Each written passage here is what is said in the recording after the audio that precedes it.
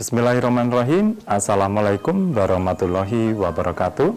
Selamat pagi, semangat pagi, salam sejahtera untuk kita semuanya. Alhamdulillah pada pagi hari ini kita semuanya dalam keadaan sehat walafiat dan selalu dalam lindungan Allah SWT. Perkenalkan, saya Pugu Kurniadi sebagai Wakil Kurikulum SMK Negeri 1 Jember. Senang sekali saya mendapatkan kesempatan untuk bisa menyapa dan bertemu dengan kalian siswa-siswi peserta MPLS SMK Negeri 1 Jember tahun pelajaran 2021-2022 secara virtual walaupun tidak bisa bertatap muka secara langsung. Selamat datang juga saya ucapkan kepada siswa baru SMK Negeri 1 Jember. Bapak berharap kalian semuanya nanti bisa mengikuti kegiatan MPLS ini dari awal sampai akhir dan bisa memanfaatkan kesempatan selama 3 tahun bersekolah di sini di SMK Negeri 1 Jember untuk meraih prestasi, menimba ilmu dan belajar sebaik-baiknya. Karena setiap pelajar pasti belajar, tidak ada pelajar yang tidak belajar. Karena kewajiban pelajar adalah belajar. Kalian tidak boleh menyerah dan kalah. Ayo sekolah. SMK bisa, SMK hebat, SMK Negeri 1 Jember luar biasa.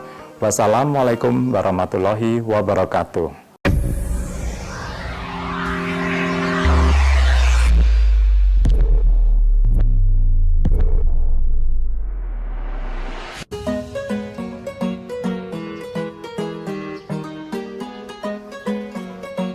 Selamat datang di SMK Negeri 1 Jember, sekolah berbasis kompetensi yang mencetak generasi muda dengan penuh prestasi.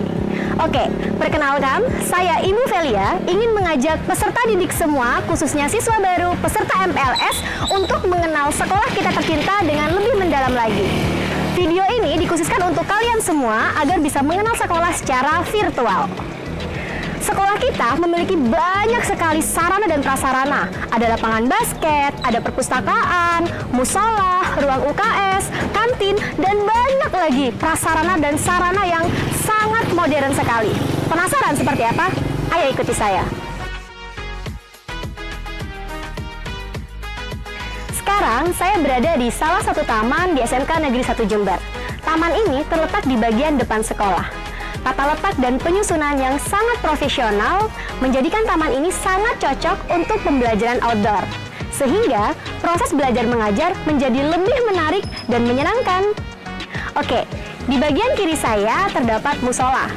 Di musola SMK Negeri 1 Jember dilaksanakan berbagai macam kegiatan spiritual. Sebagai contoh, musola ini digunakan oleh anak rohani Islam untuk melakukan kegiatannya seperti mengaji bersama, sholat berjamaah, berlatih hadrah, dan lain sebagainya.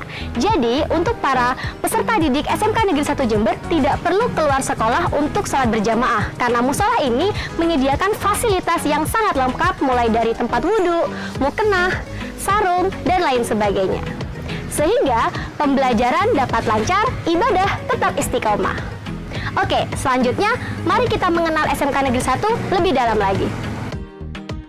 Di belakang saya terdapat counter Alfamart Class, di mana Alfamart Class tersendiri merupakan salah satu kelas industri di jurusan bisnis daring dan pemasaran. Di tempat ini, para siswa dilatih untuk berjualan secara langsung, sehingga dapat menjadi lulusan yang sangat profesional. Dan ketika lulus nanti, mereka langsung mendapat jaminan pekerjaan di PT Alvaria Trijaya Tbk.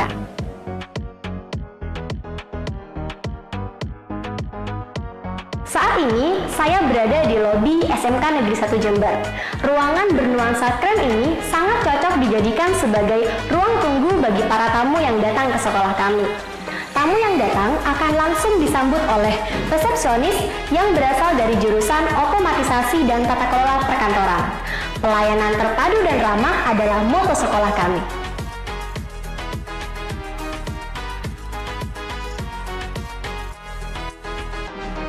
Ini merupakan ruangan tata usaha. Segala kegiatan administrasi sekolah dilakukan di sini. Pelayanan yang sangat profesional dapat mempermudah guru dan siswa untuk melakukan aktivitas sehari-hari di sekolah. Saat ini, saya berada di ruang wakil kepala sekolah. Ada 4 waka di sekolah kami, yaitu Waka Kurikulum, Waka Humas, Waka Sarana dan Prasarana, dan juga Waka Kesiswaan. Tepat Tepat di sebelah ruang waka terdapat ruang guru. Nah, di tempat inilah Bapak Ibu guru bisa saling berinteraksi antara satu dengan yang lain. Dan juga Bapak Ibu guru dapat mempersiapkan bahan hajar sehingga proses belajar mengajar di kelas dapat lancar dan menyenangkan. Saat ini saya berada di pojok baca. Tempat ini merupakan spot favorit bagi siswa untuk kegiatan literasi. Selain itu, siswa juga dapat mengakses internet dengan mudah untuk mendukung pembelajaran. Mari berliterasi setiap hari.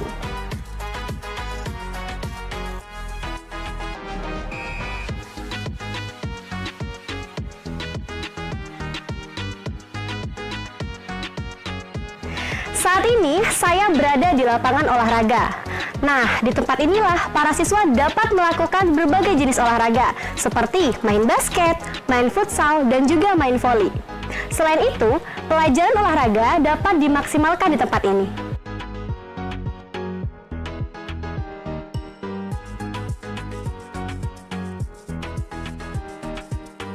Saat ini saya berada di ruang TEFA atau Teaching Factory.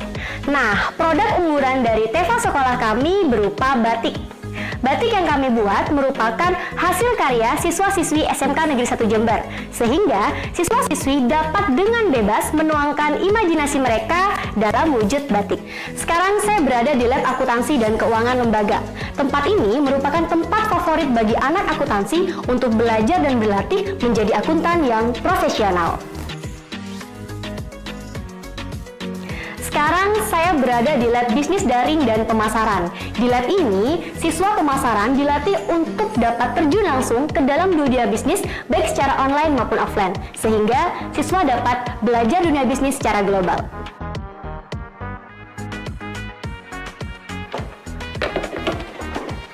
Di lab ini, siswa dilatih untuk mengenali kegiatan kantor. Ada banyak praktik yang dapat dilakukan seperti memahami dokumen-dokumen kantor, menjadi seorang resepsionis, menjadi sekretaris, dan banyak lagi. Sehingga lulusan OTKP menjadi pribadi yang profesional dan handal. Saya sekarang berada di Lab Multimedia. Lab Multimedia menyediakan sarana pengembangan intensif keterampilan siswa, dilengkapi dengan perangkat audiovisual yang saling terintegrasi, sehingga siswa dapat dengan mudah untuk praktek langsung membuat program aplikasi yang modern dan terpercaya. Saat ini saya berada di studio broadcasting, di mana para siswa dilatih untuk melakukan produksi siaran program televisi seperti editing, tata kamera, pembawa acara, dan juga fotografi. Para siswa dilatih dengan sangat baik oleh para guru-guru yang profesional.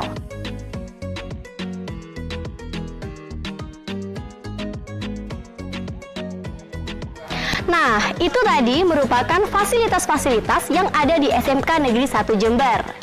Pesan untuk anak-anakku tercinta, para generasi muda yang merupakan generasi emas Indonesia, manfaatkan masa muda kalian dengan sebaik-baiknya, karena masa muda penuh tantangan dan penuh kesempatan. Sekian dari saya, Ibu Vela Novianti. Sampai berjumpa di pertemuan selanjutnya. SMK bisa, SMK Negeri 1 luar biasa. Wassalamualaikum warahmatullahi wabarakatuh.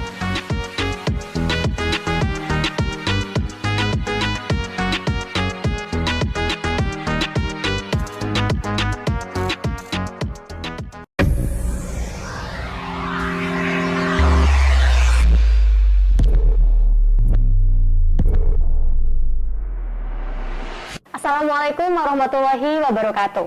Selamat pagi dan salam sejahtera untuk kita semua. Berjumpa lagi dengan saya, Ibu Vela Novianti, selaku pembawa acara Talkshow MPLS Masa Pengenalan Lingkungan Sekolah SMK Negeri 1 Jember tahun pelajaran 2021-2022. Sebelumnya, Ibu akan menyapa nih peserta didik yang ada di rumah. Halo adik-adik, bagaimana kabar kalian? Ibu harap kalian semua sehat, tetap jaga kesehatan, stay at home, dan wajib patuhi protokol kesehatan. Nah, pada kesempatan kali ini, di samping Ibu sudah hadir Bapak Iwan selaku narasumber dari materi pada pagi hari ini. Selamat pagi Bapak Iwan. Selamat pagi, Ibu. Bagaimana kabar Bapak hari ini? Alhamdulillah sehat. Alhamdulillah, harus selalu sehat ya Pak ya? Sehat dan terus semangat. Terus semangat. Nah, Sebelum kita masuk ke dalam materi, pagi ini kita akan berbincang mengenai bela negara nih Pak. Iya. Ya, di mana peserta didik yang ada di rumah merupakan generasi muda yang bisa dikatakan agent of change. Agen perubahan Indonesia, di mana masa depan Indonesia terletak di tangan kalian semua. Betul ya Pak? Betul sekali. Betul sekali. Nah, sebelum kita masuk ke dalam materi lebih lanjut, saya akan membacakan biodata Bapak Iwan. Nama Iwan Abdillah, pangkat beliau adalah sebagai Sersan Mayor, jabatannya Bati Komsos Koramil Patrang, dan tempat tanggal lahir beliau di Jember, 28 Mei 1981. Untuk riwayat jabatannya, yang pertama beliau merupakan Batih Yon Armet Martapura, yang kedua Bamin Penrem Madiun, yang ketiga Bantara Staf Terkodim, dan yang sekarang yaitu Bati Komsos Koramil Patrang. Ya. Untuk riwayat penugasan adalah Operasi Pengamanan Horizontal Maluku Utara pada tahun 2003-2004. Oke. Nah, Bapak berbicara mengenai bela negara nih Pak, di mana peserta didik yang ada di rumah pasti bertanya-tanya, bela negara itu seperti apa sih? Atau definisi bela negara itu seperti apa yang ditujukan untuk peserta didik yang ada di rumah nih Pak? Mungkin bisa dijelaskan. Oke, terima kasih.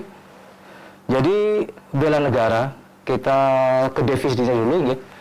Bela negara kalau dulu mungkin dikatakan berperang, betul. Iya, berperang melawan penjajah, mengangkat senjata, itu bela negara dulu ketika zaman penjajahan. Tetapi ketika sudah zaman kemerdekaan seperti ini, definisi dari bela negara adalah segala tindakan, sikap, ataupun perilaku yang didasari oleh rasa cinta kepada tanah air.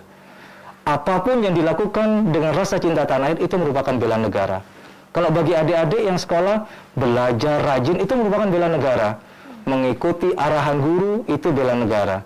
Khususnya di masa pandemi sekarang, memakai masker, mematuhi protokol kesehatan 5M itu merupakan sudah bela negara. Wah, jadi kita mematuhi protokol kesehatan merupakan salah satu aksi dari bela negara ya Pak. Betul ya? sekali. Nah, jadi adik-adik ya, apapun kewajiban kalian sekarang harus dipatuhi karena itu semua termasuk dalam aksi bela negara. Betul. Nah, kalau misalkan adik-adik ada bertanya nih Pak, aksi bela negara, memang kenapa negara perlu dibela gitu Pak? Mungkin ada bertanya seperti itu. Bagaimana Bapak? Jadi negara ini kan seperti tumbuhan ya. Dia kan ada, kemudian berkembang dan akan mati. Negara ini akan mati kalau tidak disirami. Kalau seperti tumbuhan tidak disirami, dia akan mati. Dan itulah adalah tugas dari kita untuk membela negara ini, menyirami, memupuk agar negara ini masih bisa ada, bisa hidup dan bahkan berkembang menjadi yang lebih maju. Oleh sebab itu dibutuhkan aksi-aksi bela negara khususnya bagi para pemuda, khususnya lagi para pelajar sekarang ini. Wah, jadi memang negara layaknya makhluk hidup yang perlu disirami, dipupuk. Iya. Oleh siapa? Ya sudah kita. Kita semua. Gitu Pak ya. Jika bukan kita siapa lagi ya Pak Betul ya. Dan sekali. jika bukan sekarang, kapan lagi? Nah, seperti itu ya adik-adik di rumah. Jadi memang aksi bela negara wajib kita lakukan sebagai warga negara ya Pak ya. Betul sekali. Dan pastinya dalam melakukan aksi bela negara itu ada banyak tantangannya Pak ya. Ada banyak tantangan, ancaman, dan lain sebagainya. Mungkin bisa dijelaskan Pak, apa saja tantangan dan hambatan dalam proses aksi bela negara itu sendiri? Tantangan dari bela negara ini sangat banyak ya, khususnya kita bicara tentang kepada pemuda aja dulu, kepada pemuda, khususnya kepada pelajar. Yang jelas menjadi masalah kita sekarang terjadinya degradasi dulu, degradasi mental, degradasi nasionalisme para pelajar kita, para pemuda kita. Terjadi penurunan tentang rasa cinta tanah air. Itu menjadi tantangan kita terlebih dahulu, bagaimana mereka bisa bela negara sedangkan rasa cintanya tidak ada. Oleh sebab itu dengan adanya kegiatan MPLS, kemudian adanya pengembangan karakter dari para pemuda, dari para pelajar, itu sangat membantu kita untuk mengajak adik-adik kita, mengajak anak-anak kita untuk mau untuk bela negara. Jadi kita adalah memberikan rasa cinta dulu kepada mereka. Karena hambatan yang paling berat bagi kita adalah cinta. Sedangkan contohnya seperti ini, Mbak. Di dalam suatu kegiatan mungkin di pertandingan sepak bola ataupun pertandingan apapun, terkadang kan ada menyanyikan lagu Indonesia Raya, kan gitu ya. Ketika menyanyikan lagu Indonesia Raya, hadirin dimohon berdiri. Sesuai undang-undang di situ disampaikan, Undang-Undang Nomor 24 Tahun 2009, bagaimana penerapan dan penghormatan kepada ketika kita menyanyikan lagu kebangsaan Indonesia Raya, kita harus berdiri tegap, sikap sempurna. Yang kita saksikan apa? Adik-adik kita ataupun kita pada umumnya ketika menyanyikan, jangankan untuk sikap sempurna, untuk berdiri kadang tidak mau. Gitu. Kadang tidak mau mereka untuk berdiri. Kita mengarahkan itu dulu kepada adik-adik, ayo kita ajak mereka untuk mencintai negara ini. Kalau mereka sudah cinta, kita ajak mereka untuk membela. Itu yang pertama. Kemudian yang kedua, tentang media sosial. Ya, tentang media sosial ini juga menghambat kita di dalam melakukan suatu ajaran kepada anak-anak kita, kepada pemuda kita, karena berita-berita hoax ini sangat sudah meracuni kepada pemuda-pemuda kita. Oleh sebab itu, kami mengajak, saya khususnya mengajak kepada anak-anak kita yang ada di sini, ayo bijaksana dalam melaksanakan atau menggunakan media sosial, sehingga rasa kecintaan kita akan timbul di sana. Ya baik. Jadi memang kemudahan dalam menggunakan gadget, mengakses internet, itu memang harus didasari dari filtrasi yang kuat ya Pak. Betul. Ya. Jadi masing-masing adik-adik di rumah juga harus memiliki filtrasi yang kuat untuk menyaring info-info yang memang memberikan dampak positif gitu ya. Dan menghindari hal-hal negatif, terutama hoax ya Pak. Betul. Ya. Yang sering banget nih jadi viral di kalangan masyarakat. Betul, ya. Nah, jika memang aksi bela negara itu wajib dilakukan oleh seluruh masyarakat Indonesia, lantas mungkin adik-adik bertanya, kan saya masih sekolah gitu Pak ya, mungkin kewajiban saya hanya belajar, selain belajar apa yang bisa saya lakukan? Nah mungkin seperti itu Pak, apakah saya harus turun ke jalan nih, tawuran misalkan gitu? Soalnya banyak yang beranggapan bahwa ketika ada problem politik, adik-adik SMK turun ke jalan niatnya untuk membela Pak, membela masyarakat, padahal kan itu pandangan yang salah ya Pak, mungkin Bapak bisa meluruskan. Baik adik-adik ya, saya luruskan kembali tentang definisi bela negara yang pertama saya sampaikan. Segala sikap, perbuatan, tindakan yang didasari oleh rasa cinta tanah air. Itu perlu dicamkan terlebih dahulu. Jadi kita tidak perlu kita turun ke jalan selaku pelajar. Kita bicara sebagai seorang pelajar. Jadi ketika kita sudah melaksanakan cinta tanah air, melaksanakan kegiatan itu dengan rasa cinta tanah air, belajar itu sudah hal yang sangat perlu dilakukan sebagai seorang pemuda dalam aksi bela negara. Mengikuti anjuran dari guru-guru, itu sudah bela negara. Saya yakin ibu guru, bapak gurunya tidak mungkin, ayo turun ke jalan, saya yakin tidak. Karena memang belum waktunya kepada mereka. Indonesia bukan negara yang anti dengan demonstrasi, tidak. Jadi jangan salah, tidak anti dengan demonstrasi. Tetapi terkadang demonstrasi yang dilakukan dengan intimidasi, kemudian perusakan, karena ada provokator-provokator, sehingga yang menjadi tujuan dasar dari demonstrasi itu kadang-kadang terlepas. Kan gitu. Dan adik-adik kita, pemuda-pemuda kita, kenapa jangan turun dulu? Apa mereka sudah punya benteng itu? Jangan mudah terprovokasi. Karena kalau masih SMA, tingkatnya pelajarnya kan masih mencari jati diri. Nah, gitu. Kalau mereka sudah kuat, ya monggo. Kalau sekarang, ayo fokus pada belajar. Kan gitu. Iya, jadi adik-adik, seperti yang dijelaskan oleh Bapak Iwan, sebagai pelajar, kita bisa melakukan hal-hal lain untuk membela negara. Salah satunya belajar dengan baik, mematuhi tata tertib, itu termasuk bela negara. Jadi bukan kita langsung turun di jalan, melakukan tindakan yang anarkis gitu Pak ya. Iya, itu. Jadi adik-adik jangan terpengaruh oleh hal-hal yang negatif seperti itu. Nah, terkait dengan aksi bela negara nih Pak, mungkin adik-adik di rumah bertanya, lantas jika kami melakukan aksi bela negara, tujuannya apa sih gitu? Tujuannya apa ketika kami melakukan aksi bela negara gitu Pak? Mungkin bisa dijelaskan. Tujuan dari aksi bela negara tadi sudah disampaikan dari awal. Kenapa sih negara itu dibela? Agar bisa hidup dan berkembang. Kan itu intinya. Adik-adik sekarang sudah berbuat, nanti akan membantu kita, membantu negara kita untuk bisa menjadi berkembang. Karena tugas dan tanggung jawab beban negara ini ada pada adik-adik yang sekarang. Ya, benar. Jadi adanya tindakan menumbuhkan cinta terhadap tanah air, Pak ya. Jika misalkan gimana sih cara menumbuhkan cinta gitu. Bahkan ketika ada adik-adik yang komen, ketika disuruh berdiri, ketika mendengarkan lagu Indonesia Raya, kadang males-malesan. Nah gimana sih Pak, Bu gitu, ketika ada yang tanya, menumbuhkan di dalam sanubari kita cinta terhadap negara. Nah mungkin Bapak punya trik-triknya nih Pak. Ya, terima kasih. Jadi bagaimana sih menumbuhkan rasa cinta tanah air kepada pemuda pada khususnya? Jadi program dari sekolah itu sangat membantu sebetulnya. Dengan adanya ekstrakurikuler seperti Paskibra, Pramuka, karena di situ kita juga diajari tentang kesadaran dalam bela negara, kesadaran bagaimana berbangsa dan bernegara. Karena cinta tanah air ini tidak bisa hanya dilakukan secara teoritis saja, tidak bisa. Harus mengajak. Kita harus juga praktek kepada mereka. Contohnya mungkin ketika terjadi bencana alam misalkan. Sebagai wujud kita cinta kepada bangsa ini, sekolah misalkan SMK 1, ayo kita mengadakan sumbangan atau mengadakan karya bakti kemana. Itu salah satu contoh memupuk atau mendidik anak-anak untuk cinta kepada tanah air. Cinta kepada masyarakat di sekitar kita merupakan bela negara juga.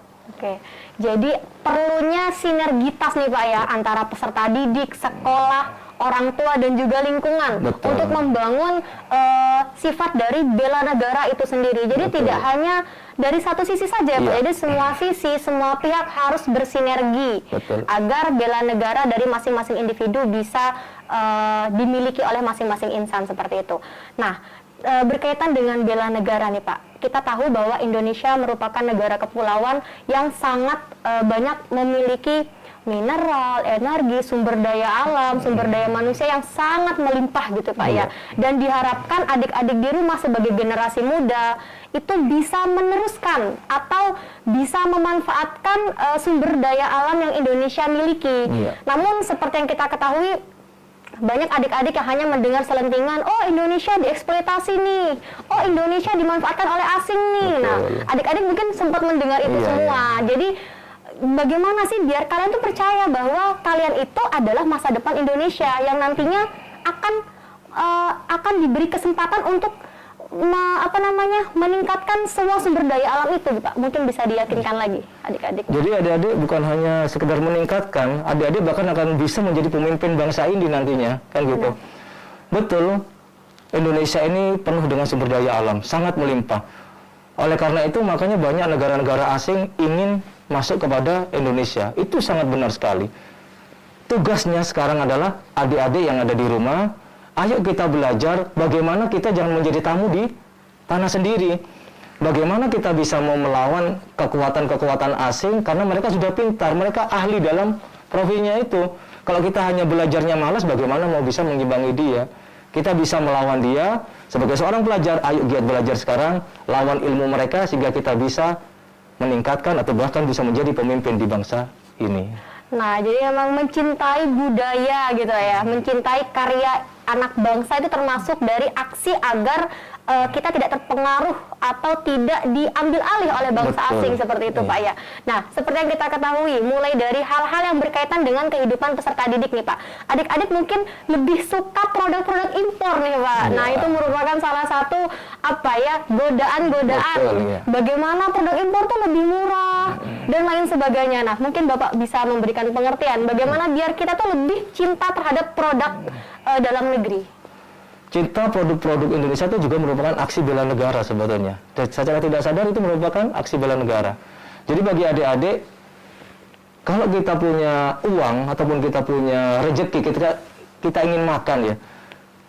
Contohnya saja, makan ayam, lalapan dengan mohon maaf saya sebutkan salah satu produk KFC lebih mahal mana kira-kira? Ya, lebih mahal yang bermerek itu. Lebih mahal yang bermerek. Kita makan kan ayamnya bukan mereknya kan gitu ya. Itu yang pertama. Kemudian yang kedua, secara tidak langsung ketika kita membeli produk-produk dalam negeri itu akan meningkatkan ekonomi masyarakat yang ada di sekitar kita, masyarakat Indonesia sendiri. Kalau sudah ekonomi kita bagus, ya kembali akan berputar. Roda perekonomian negara bagus, meningkatkan kesejahteraan bangsa juga akan bagus dan akan meningkatkan negara itu sendiri. Nah iya, jadi emang godaan-godaan seperti itu harus diri kita sendiri yang melawan gitu Pak ya. Kadang banyak yang beranggapan bahwa kan yang seperti ini bukan cuma saya saja gitu. Dia juga seperti itu, jadi nggak apa-apa lah, cuma satu aja. Nah, yang ditakutkan adalah jika semuanya berpikiran seperti itu ya Pak ya. Bahkan akan bagaimana karya anak bangsa ke depannya ini ya Pak ya, kalau misalkan kalah sudah dengan produk-produk asing gitu Pak ya.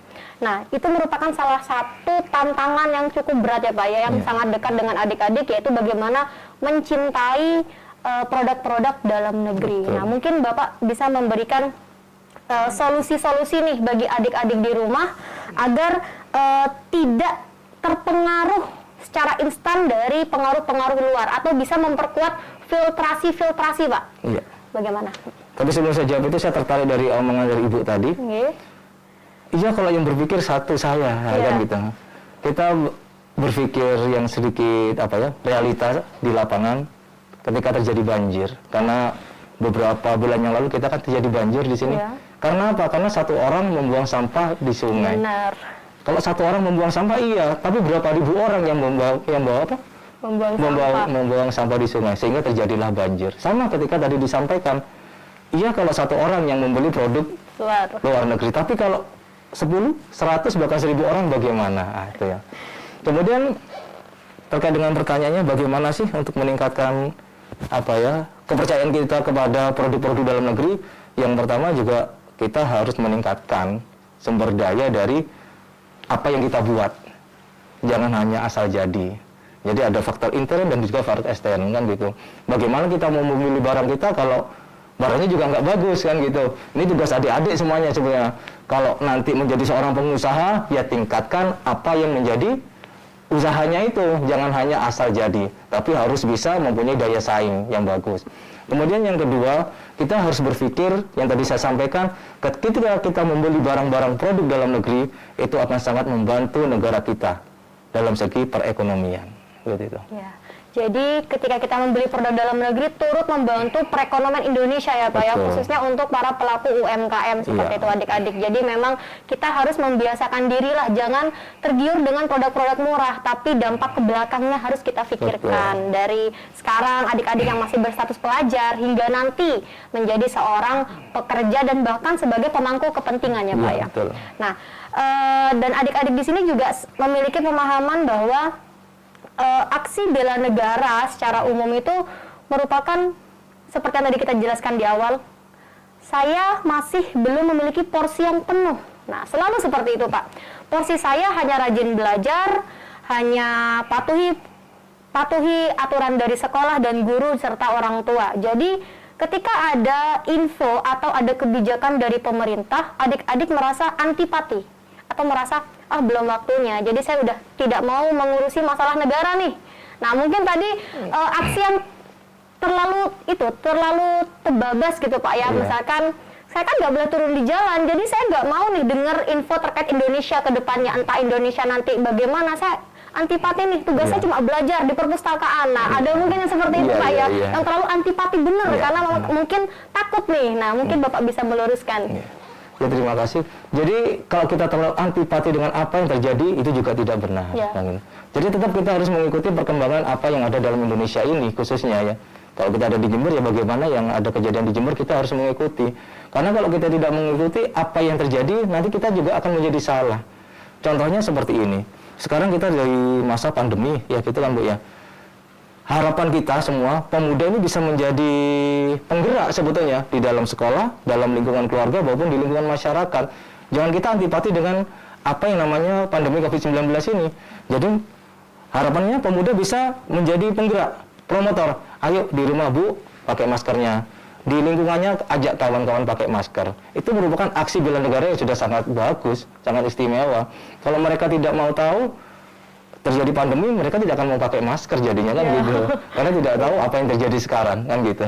Iya benar. Jadi memang untuk adik-adik di rumah jangan terlalu antipati terhadap perkembangan negara. Kita wajib terus mengetahui info-info apa sih yang terus berkembang di negara kita, tapi kita sesuai dengan porsi kita sebagai pelajar seperti itu Pak ya, agar tidak menjurus ke hal-hal yang bukan porsinya seperti itu. Nah untuk adik-adik yang di rumah, dari perbincangan kita nih bisa disimpulkan bahwa aksi bela negara itu bisa dilakukan dengan hal-hal yang sangat sederhana ya Pak ya, mulai dari belajar termasuk aksi bela negara, memakai masker, patuhi protokol kesehatan di masa pandemi ini juga termasuk aksi bela negara.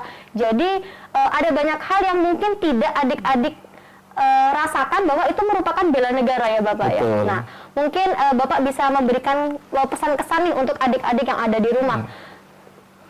Baik adik-adik, di masa pandemi sekarang ini mungkin belajar sistemnya daring. Ada beberapa pesan yang ingin saya sampaikan, khususnya tentang terkait kenakalan remaja yang ada di bangsa ini, khususnya di daerah Jember. Yang pertama, tolong hindari yang namanya tawuran antar pelajar. Ini tolong dihindari, karena itu tidak akan berdampak yang positif, pasti akan berdampak negatif. Kemudian yang kedua, tentang minuman keras. Ini trennya sangat tinggi sekali, di Jember maupun di Patrang sangat tinggi sekali. Saya mohon kepada adik-adik yang ada di SMK Negeri 1 ini, hindari itu. Kemudian yang ketiga tentang bahaya narkoba. Bahaya narkoba ini sangat luar biasa sekali. Sangat luar biasa sekali. Ini sudah ada di mana-mana. Ayo hindari itu karena itu menyangkut masa depanmu. Karena mau tes apapun adik-adik pasti akan ada tes bersih dari narkoba. Nah, gitu. Kemudian yang paling terakhir, hindari pergaulan bebas. Ada banyak tantangan dan hambatan dalam proses aksi bela negara. Nah, salah satunya adalah adanya paham radikalisme, terorisme, proxy war, dan banyak lagi ya Pak ya. Iya. Nah, mungkin bisa Bapak jelaskan kepada adik-adik yang ada di rumah. Baik adik-adik, kita mungkin pernah mendengar atau mungkin sering mendengar tentang yang namanya proxy war. Adik-adik mungkin bertanya, apa sih proxy war itu? Proxy war itu adalah di mana salah satu pihak menggunakan pihak ketiga atau kelompok lain yang dilakukan oleh state maupun non-state. Contohnya seperti ini. Mungkin pernah ingat dengan Timur Leste? Oh ya? Ya. Ketika Timur Leste terlepas dari Indonesia, apakah ada perang? Tidak ada perang sama sekali ketika itu. Tetapi apa? Timur Leste akhirnya keluar dari NKRI. Jadi hati-hati kepada adik-adik, ada pihak ketiga yang ingin menghancurkan kita. Persatuan dan kesatuan, cinta tanah air itu sangat penting bagi kita semua. Kalau ada permasalahan apapun, selesaikan sesuai dengan budaya kita, yaitu dengan musyawarah dan mufakat. Kita antisipasi itu semua agar kita tidak mudah diadu domba. Oleh sebab itu tadi kita sampaikan, ketika ada aksi-aksi yang lain, kita takutkan ada seperti ini, proxy war. Proxy war. Ada orang ketiga yang ingin memanfaatkan kegiatan itu, yang untung dia, bukan kita yang melakukan aksi. Iya. Nah, Kitanya pecah ya Pak? Kitanya jadi pecah. Gitu. Kemudian tentang radikal, ya, radikal ini memang sudah terjadi ya. Di sini saya minta kepada adik-adik, kita di sini ada guru agama. Kita ikut dengan guru agama sudah, insya Allah aman sudah, kan gitu. Jangan kita melihat media sosial. Kalau kita ingin belajar agama kepada ustadz, kepada kiai, jangan melalui media sosial. Sehingga kita tidak salah dalam pemahaman-pemahaman itu. Sekarang ada ISIS mungkin ya, yang paling terkenal adalah ISIS. Aksi bom bunuh diri di mana-mana. Kita mudah terpapar oleh itu. Bahkan sekarang aksi bunuh diri dilakukan oleh satu keluarga. Iya. Karena apa? Karena memang salah dalam mencari gurunya. Gurunya melalui YouTube, melalui Google, karena salah dalam menggunakan media sosial. Ketika ada hal-hal mungkin ini kok tidak sama dengan yang diajarkan oleh guru saya, guru agama saya di sekolah, atau ustadz saya di rumah, tanyakan. Jadi jangan mengambil semuanya dari Google semuanya, kita akan salah memahami itu. Percaya kepada guru yang ada di sekolahnya, percaya dengan ustadz-ustadz yang ada di rumah, yang ada di lingkungannya, insya Allah semuanya aman. Nggak usah ikut yang aneh-aneh sudah, yang direkrut melalui YouTube ataupun melalui media sosial yang lainnya, seperti itu. Iya, jadi memang penggunaan media sosial yang sekarang ini secara bebas. Iya. Dan semoga adik-adik yang di rumah dapat mencerna dengan baik dan dapat menjadikan masukan yang baik juga ya Pak ya untuk kedepannya. Karena kalian adalah agent of change, agen perubahan Indonesia. Jika bukan kalian, siapa lagi? Dan jika tidak dimulai sekarang, kapan lagi? Nah, mungkin cukup sekian nih Pak perbincangan kita pada pagi kali ini. Cukup seru sekali dan semoga bermanfaat untuk adik-adik yang di rumah.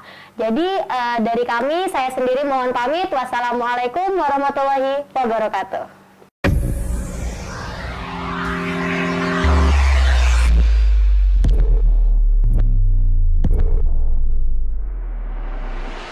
Assalamualaikum warahmatullahi wabarakatuh. Perkenalkan, nama saya Ibu Rulianti.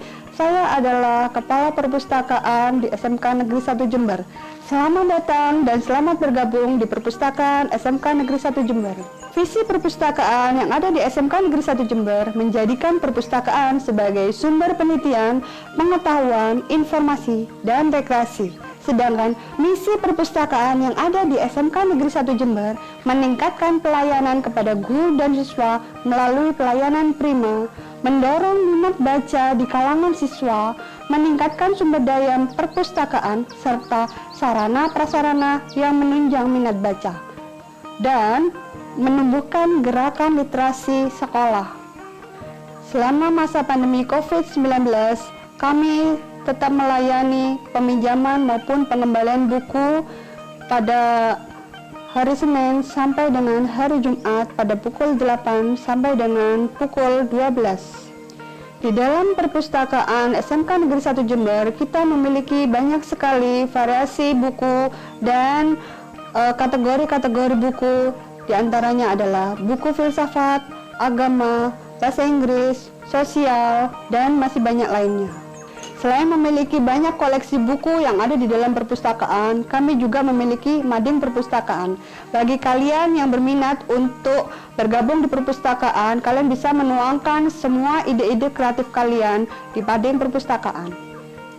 Di pertengahan tahun 2021, SMK Negeri 1 Jember mengembangkan perpustakaan menjadi perpustakaan digital, di mana perpustakaan digital memiliki berbagai macam jenis buku yang bisa kalian baca dimanapun kalian berada untuk menunjang kegiatan pembelajaran secara daring. Mari kita berkenalan dengan Loka Baca Perpustakaan Digital SMK Negeri 1 Jember. Berikut tata cara untuk bergabung di Perpustakaan Digital Loka Baca. Yang pertama, kalian bisa mengunduh dan menginstal Loka Baca dengan ikon logo SMK Negeri 1 Jember pada Play Store. Setelah itu, kalian bisa buka kembali Loka Baca. Ini adalah tampilan depan dari Loka Baca, di mana terdiri dari dua tombol. Yang pertama, login, dan yang berikutnya adalah tombol daftar. Jika kalian memiliki akun baru, dianjurkan untuk memilih tombol daftar. Di situ tertera isian data yang harus kalian isi untuk bergabung di akun Loka Baca. Langkah akhir, setelah kalian mengisi biodata kalian dan mengklik tombol tambah daftar, bisa kalian lihat kembali pada email kalian. Di situ ada aktivasi yang harus kalian klik untuk melanjutkan ke back office sebagai aktivasi member baru.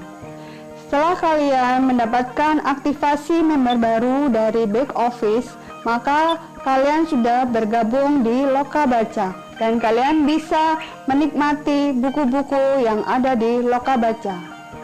Mari kita dukung gerakan literasi sekolah dengan meningkatkan minat baca. Sekian dari saya. Wassalamualaikum warahmatullahi wabarakatuh.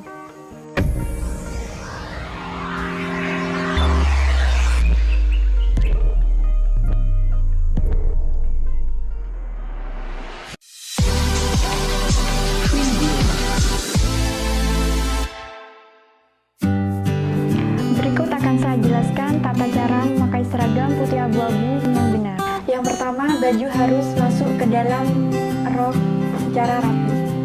Selanjutnya akan saya jelaskan tata cara memakai sabuk yang benar dan rapi.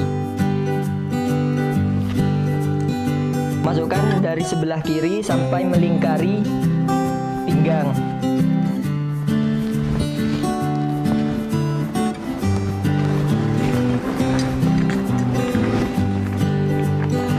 Seperti ini. Selanjutnya masukkan sabuk ke dalam gesper. Kalau sudah erat, langsung dikunci.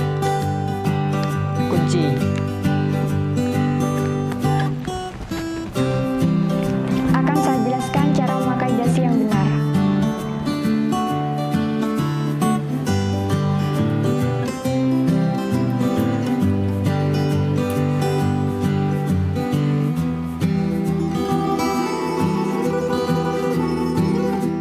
Sampai kelihatan kayak segitiga.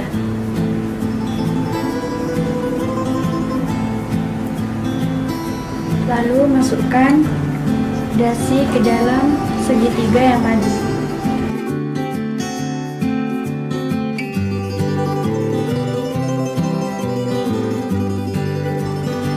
Lipat segitiga yang tadi. Lalu masukkan sekali lagi ke dalam segitiga.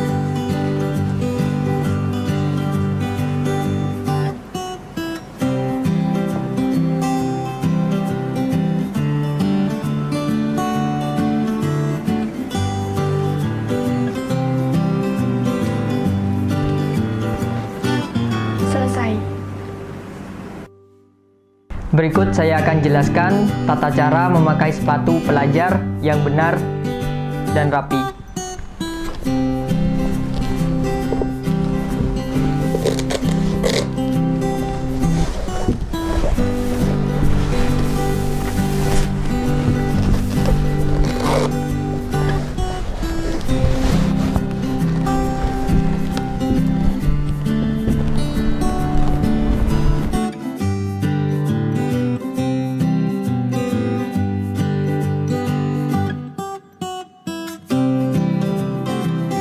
Berikut akan saya jelaskan tata cara memakai seragam batik bagi pelajar perempuan yang benar.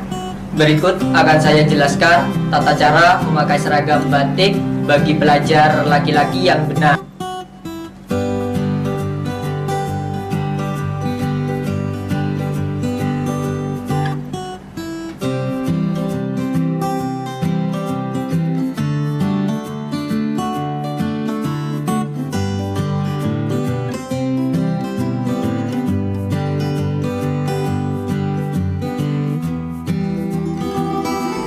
Berikut akan saya jelaskan tata cara memakai seragam pramuka bagi pelajar perempuan yang benar. Di sini ada hasduk dengan kolomnya, dan di sini dengan atribut lengkap. Berikut akan saya jelaskan tata cara memakai seragam pramuka bagi pelajar laki-laki yang benar. Di sini terdiri dari hasduk dan kolom dan beberapa atribut.